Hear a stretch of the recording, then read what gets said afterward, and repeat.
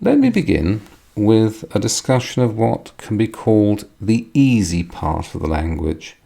As soon as you start learning it, you will learn that Latin is an inflected language, or that things which we do in English with prepositions and word order, we do in Latin by changing the endings of words. If your introduction to the language is handled properly, you will find at the very beginning that it doesn't seem to be a very difficult language after all. One of the first things you'll learn, or one of the first things you should learn when studying Latin, is how subjects and objects are treated, both in English and in Latin. And I'll begin in English with my favourite introductory examples. Look at these two sentences. The slave kills the wolf kills the slave.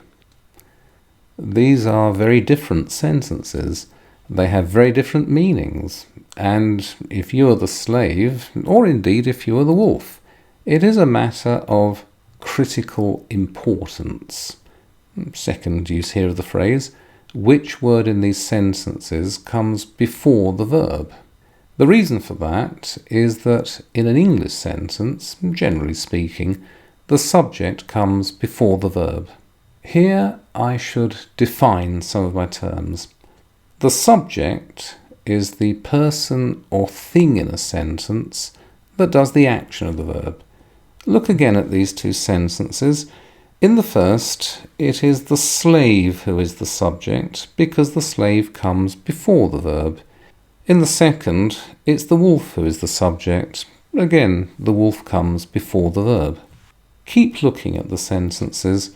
In the first, you can see that the wolf is the object. Another definition here.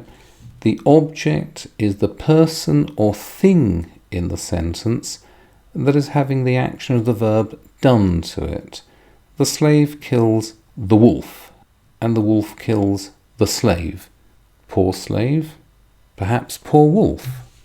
Once you are aware of the distinction between subject and object in English, it's pretty easy to see how this kind of sentence is handled in Latin.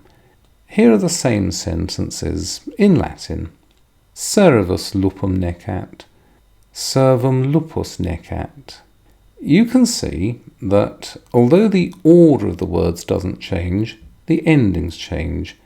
In these sentences, I've put us in red to mark that these are subjects, and I've put the endings in a kind of yellow to mark that these are the objects. Once you have this clear, you go on to learn that most Latin nouns, possibly 98% of them, though this isn't something I've ever counted, fall into one of three groups, and we call these groups declensions.